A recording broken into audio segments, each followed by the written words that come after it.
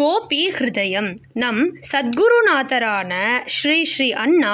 ஸ்ரீமத் பாகவதத்தில் தசம ஸ்கந்தத்தில் 47வது அத்தியாயத்தில்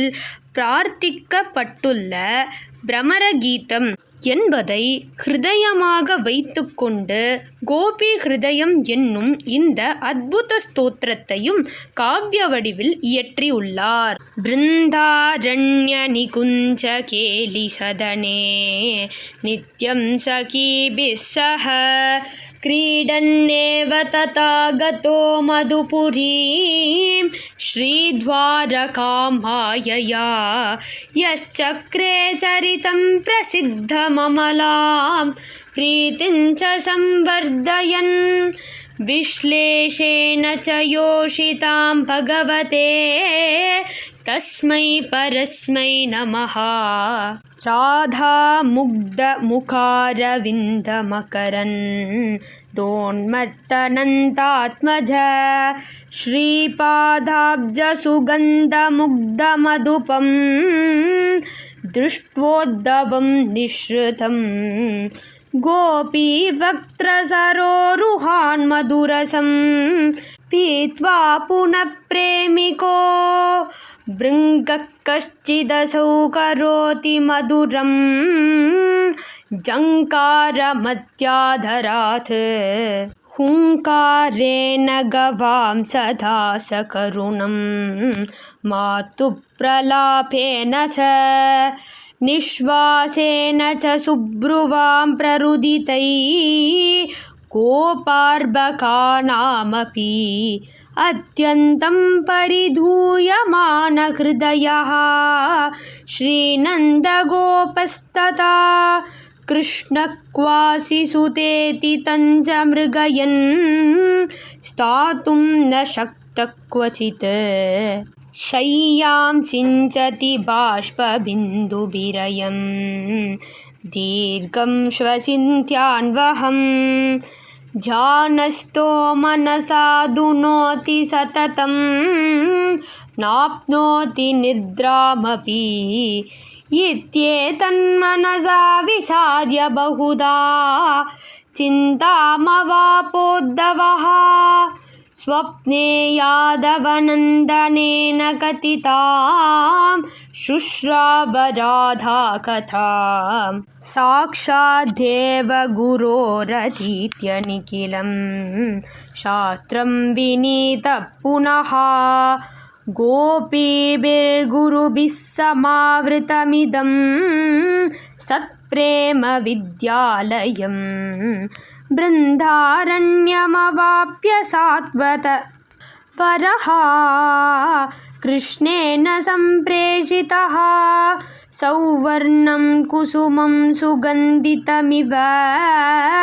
प्रेमी बभूवोद्धवः शून्यासुरसुतालता गृहमिदं शून्यं च बृन्दावनं शून्यं गोष्ठपदं व्रजेन्द्रभवनं शून्यं च गोवर्धनः हा हा गोकुलमण्डलं तु निखिलं येनैव पूर्णं पुरा हा हा कुत्र गतः स मे प्रियसुतः त्यक्त्वापि मां मातरम् अस्मिन्नेव गृहे पयोदधिकृतं तत्रैव केशी हतः अप्यत्रैवापहृतं कदम्बनिकटे वस्त्रं रहो योषितां कालीयोऽत्र विमर्दितो गिरिरयं सप्ताहमप्युद्धृतः कृष्णेनेति जगाद गोकुलपतिः बाष्पाकुलाक्षो मुहुः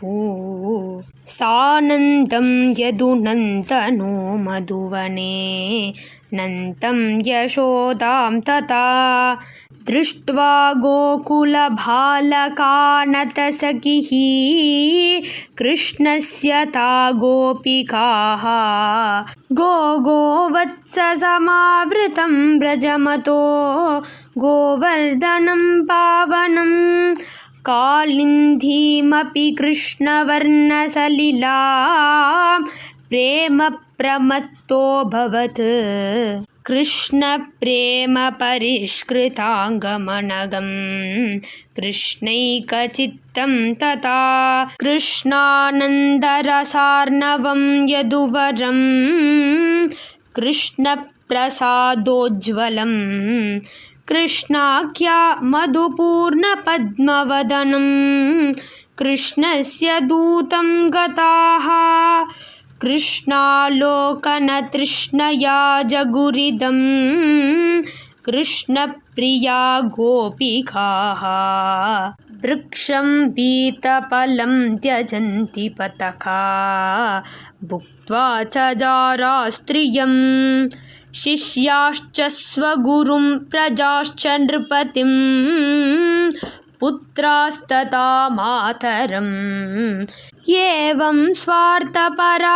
जनास्तु न विदन्त्येव प्रियं निर्मलं गोविन्दो न कदापि चाश्रितजनं दीनं जहाति प्रभुः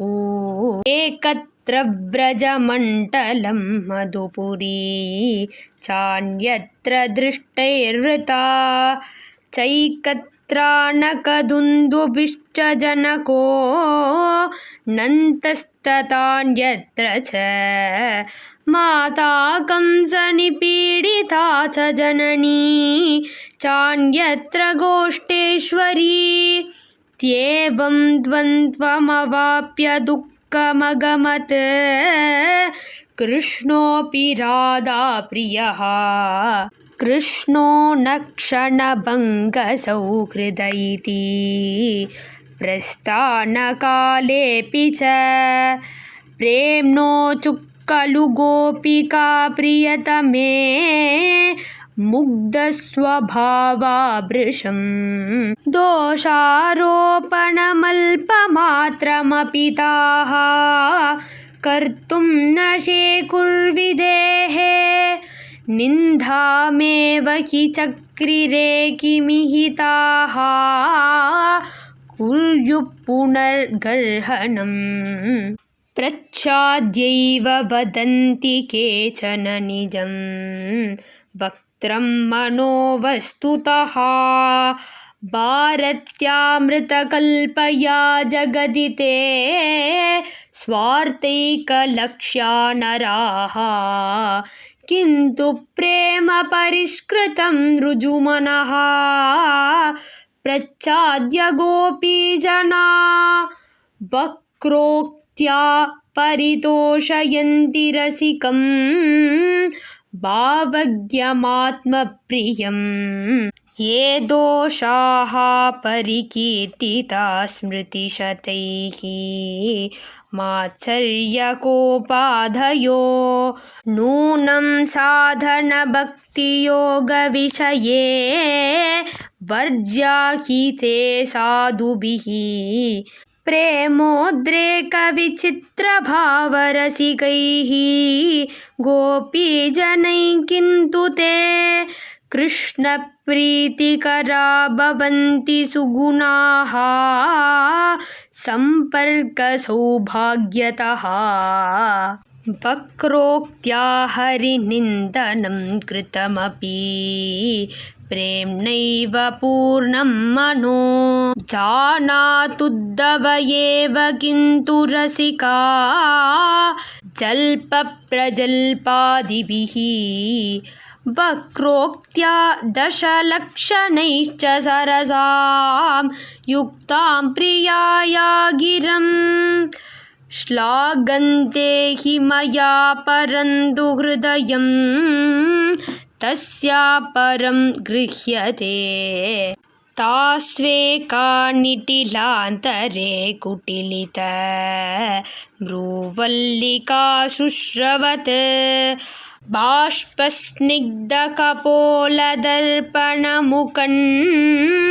यस्तस्वहस्ताङ्गुलिः दृष्टा प्रोषितभर्तृका च मलिना दीना कृशाङ्गी वृषं मुग्धा मूर्तिमतीव कृष्णविरह व्याधिस्वयं दुस्सहा ताम्रादेति विवेद यादववरः प्रेमाद्रचित्तो हरिः यां स्मृत्वा निशि बाष्पसिक्तनयनो निद्रां न लेभेरः सापि प्रेक्ष्य यदुत्तमं प्रियवर प्रस्थापितं सादरं ज्ञात्वापि स्वयमागतं मधुकरं दृष्ट्वा जगौ लज्जया त्वां जानामि कुलीनमाप्तमनघं विद्याविनीतं तथा श्रीगोविन्दपदारविन्दमधुपं कृष्णैकबन्धुं प्रभो तस्मादेव वदामि मा स्पृशपदं त्यक्तस्य कंसारिणा दीनस्यास्य जनस्य चेति विनतं त्वामद्य सेव्योऽसि नः आगत्य स्वयमेव चादरसुधां न पाययित्वा पुनः तत्याज प्रमदः सुमानि मधुपाः पीत्वा मरन्तं यथा तस्यैवाग्रहपूर्वकं पदयुगं पद्माकतं सेवते सोऽयं जल्पति नः सदा सुखयितुं तृप्तोऽपि लुब्धा यथा अस्माकं सविधेयदुत्तमकथां वक्तुं त्वमिच्छस्य हो कंसारेस्तु किमद्भुतं रिपुवधे मल्लस्य चोन्मूलने ब्रूमस्त्वं शृणु नन्दनन्दनकथां रासादिलीलारसाम् अस्माभिः सह सादरं विरचितां बृन्दावनेत्यद्भुता तस्मिन्नेव तथा कृपा परवशे स्वच्छन्तलीलास्पदे धर्मस्य प्रभुरित्यलं मुनिगणैः सत्कीर्तिरारोपिता प्रेम्णैवाखिल लोकमङ्गलकरो धर्मस्तु संरक्ष्यते शास्त्रेषु प्रतितैस्तु शुष्कनियमैः नैवेति मन्यामहे त्यक्त्वा सर्वममुष्य पादयुगलं प्राप्ता विसृज्यैव नः यातेऽस्मिन्नपि वर्धते प्रियतमे प्रीतिर्हि तस्मात् तव एवं बन्धनपूर्वकस्त्वनुनयो नापेक्ष्यते माधवोऽपि आयातु स्वयमेव सर्वसुलभः तत्तस्य युक्तं भवेत् अस्माकं न पराश्रयात् समुदितो दोषो यथा वालिनः कामान्दाननिशाचरेन्द्रभगिनी स्वार्थैकलक्ष्या यथा अस्माकं हृदये बलेरिव सखे गर्वोऽपि नो विद्यते किं भूयो विससर्जनप्रियतमाः तस्मादलं तत्कथा प्राणेभ्योऽपि च दुस्त्यजे खलु सतां कर्णामृते शाश्वते यत्र क्वापि यदृच्छयापि च सकृत् पीते कथार्थे हरेः कैवल्येऽपि च निःस्पृहा भगवतो भक्ताश्चरन्त्यत्र तैः कर्माधीनसुखैर्नित्यविषयैः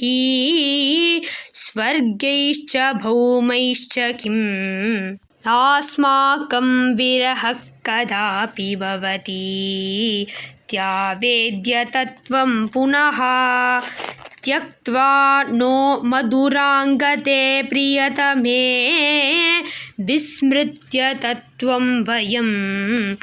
तद्रूपैकदिदृक्षया मधुवने शोकञ्च मोहाङ्गताः किं भूयस्त्वमपि ब्रवीषि विफलं तामेव विद्यां सखे प्रेयान्नो वसुदेवसूनुरपि च त्वं प्रेयसा प्रेषितः प्रेष्टस्यैव हि सान्त्वनैर्मनसि नः प्रीतिं ददास्यन्वहं नेतुं चेञ्चसि नस्तथा मधुपुरीं श्रीनाथशय्यां तथा बृन्दारण्यमपास्य कृष्णमिलने सौख्यं कथं लभ्यते सामोदं नगरे वसन् स्मरति किं